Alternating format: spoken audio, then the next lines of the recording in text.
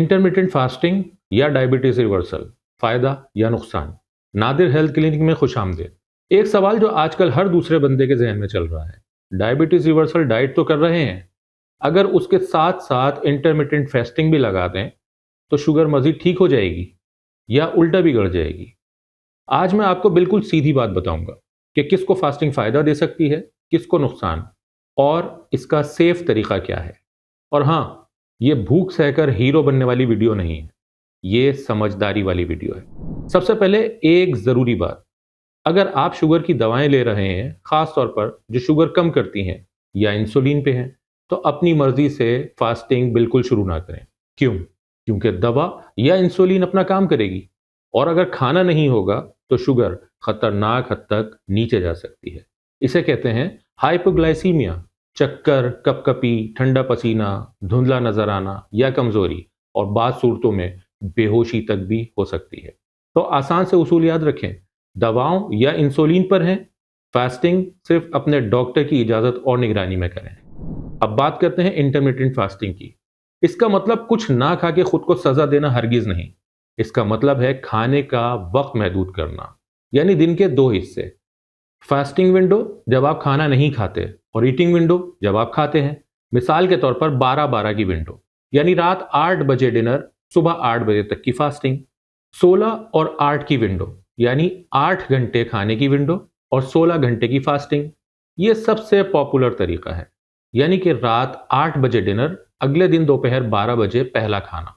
कुछ लोग 24 घंटे में एक मील भी लेते हैं, कुछ 5-2 भी करते हैं, यानी हफ्ते में 2 दिन बहुत कम फास्टिंग। लेकिन सवाल यह है, डायबिटीज रिवर्सल डाइट के साथ कौन सा पैटर्न फायदा देता है और कौन सा बैकफायर कर देता है। डायबिटीज में मसला सीधा सा है, खून में ग्लूकोज बढ़ जाता है, और ग्लूकोज ज्यादातर आता कहां से है? आपके खाने से। रिवर्सल डाइट में हम बुनियादी तौर पर यह काम करते हैं, खाने का ग्लूकोज लोड कम करते हैं, यानी ऐसी ग़िज़ा जो शुगर को कम बढ़ाए और जिस्म को मौका देते हैं कि वो ज़ख़ीरा शुदा तवानाई को इस्तेमाल करे। अब इंटरमिटेंट फास्टिंग बाज़ लोगों में मदद करती है, क्योंकि अक्सर खाने की विंडो छोटी होती है, तो कुल मिक़दार खुद ही कम हो जाती है और वज़न कम होने में सहूलत भी हो जाती है। वज़न कम होना अक्सर सूरतों में शुगर के लिए अच्छी खबर होती है। लेकिन मसला कब बनता है?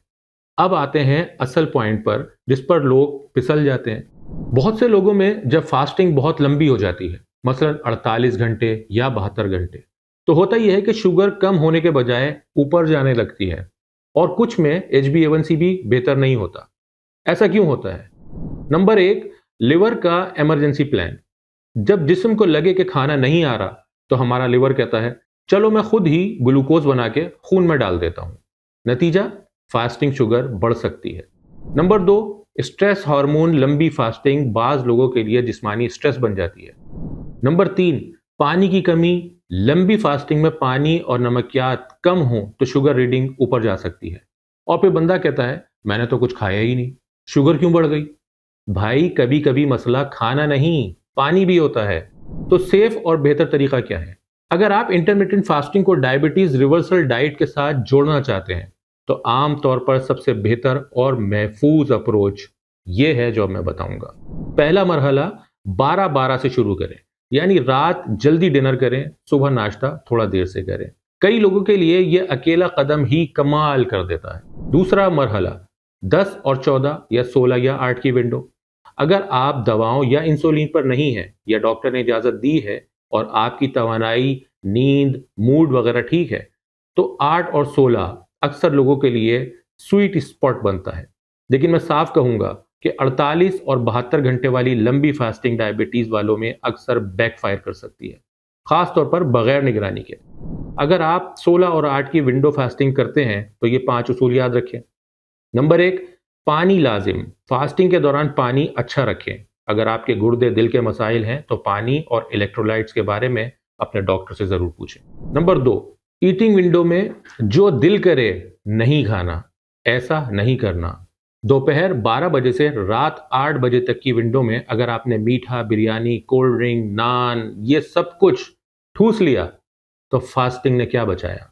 फास्टिंग का फायदा तब है जब खाना मयारी हो, प्रोटीन, सब्जियां, फाइबर और controlled carbs. Number 3, sugar monitor करें। शुरू के 10 से 14 दिन में फास्टिंग शुगर और खाने के बाद की शुगर जरूर देखें। अगर शुगर बैलेंस नहीं जा रही तो फास्टिंग कम करें और अपने डॉक्टर से मशवरा करें। नंबर 4, नींद और स्ट्रेस को कंट्रोल करें। कम नींद और ज्यादा जहनी दबाव ये शुगर ऊपर जाने का शॉर्टकट है। नंबर 5, शुगर बढ़ रही है तो फौरन फास्टिंग को खत्म कर दें। चक्कर, कपकपी, ठंडा पसीना, बहुत ज्यादा कमजोरी, हीरो मत बने। सेहत मकसद है, मुकाबला नहीं। तो आज की वीडियो का खुलासा क्या हुआ? दवाओं या इंसुलिन पर हैं तो इंटरमिटेंट फास्टिंग अपनी मर्जी से नहीं करनी। डायबिटीज रिवर्सल डाइट के साथ अक्सर लोगों के लिए 12-12 या 16-8 की विंडो बेहतर और सेफ रहती है। बहुत लंबी फास्टिंग यानी कि 48 या 72 घंटे बाज लोगों में शुगर कम करने की बजाय बढ़ा सकती है। लिवर ग्लूकोज बना देता है, स्ट्रेस बढ़ जाता है, पानी कम हो जाता है। मैं उम्मीद करता हूं कि इस वीडियो में की गई बातें आप लोग अपनी अपनी लाइफ में जरूर शामिल करेंगे। अगर वीडियो अच्छी लगी हो तो लाइक करें, दूसरों के फायदे के लिए शेयर करें, चैनल को सब्सक्राइब करें और अपनी हेल्थ के मुताबिक कमेंट्स में मुझे बताएं या फिर मुझे व्हाट्सएप करें कि आपके साथ सेहत के क्या क्या मसाइल हैं। मैं कोशिश करूंगा कि आपको जवाब दूं। नादिर हेल्थ क्लिनिक से मुझे इजाजत दें। फी अमानिल्लाह।